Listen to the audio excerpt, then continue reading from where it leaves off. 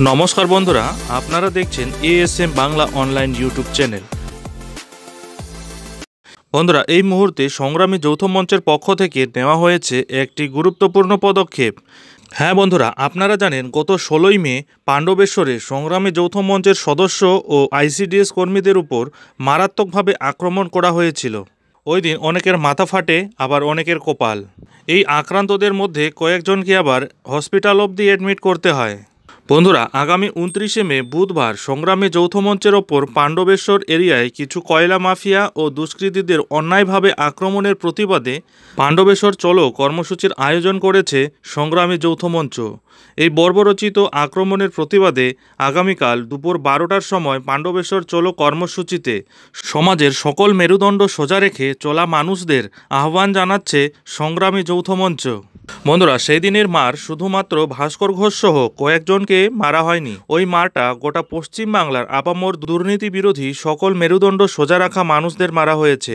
সংগ্রামী যৌথ মঞ্চের কথা হচ্ছে, এই বর্বরতার বিরুদ্ধে যদি এখনই গর্জে ওঠা না যায়, তবে আগামীতে যখন নিজের উপর আক্রমণ নেমে আসবে তখন আর কিছু করার থাকবে না। তাই এই অমানবিক বর্বরতা থেকে বাঁচতে হলে 29 তারিখ অর্থাৎ আগামীকাল বুধবার 12টায় চলে আসুন পাণ্ডবেশ্বরে।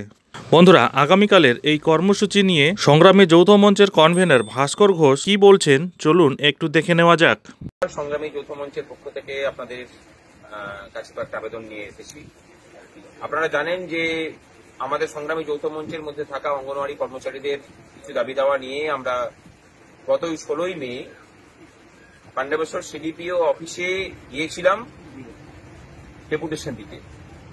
সেই শান্তিপূর্ণ ডেপুটেশনের উপরে পুলিশের মদতে শাসক দলের দুষ্কৃতীরা চড়াও হয় এবং লাঠি, রড, ইট, বাঁশ নিয়ে আমাদের উপর আক্রমণ করে। 16 জন সাথীকে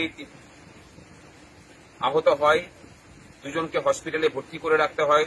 তারা 2 দিন ধরে ভর্তি ছিলেন। মাথা ফাটে, কপাল ফাটে। পাণ্ডবেশ্বরে যে ঘটনা ঘটেছে তার প্রতিবাদ যদি সকলে না করেন, ভবিষ্যতে কিন্তু আরো অনেক পাণ্ডবেশ্বর হতে চলেছে। এই জায়গা থেকেই আমরা আগামী 29 তারিখ পাণ্ডবেশ্বরে এক প্রতিবাদ মিছিলের আয়োজন করছি সংগ্রামী যৌথ মঞ্চের নেতৃত্বে।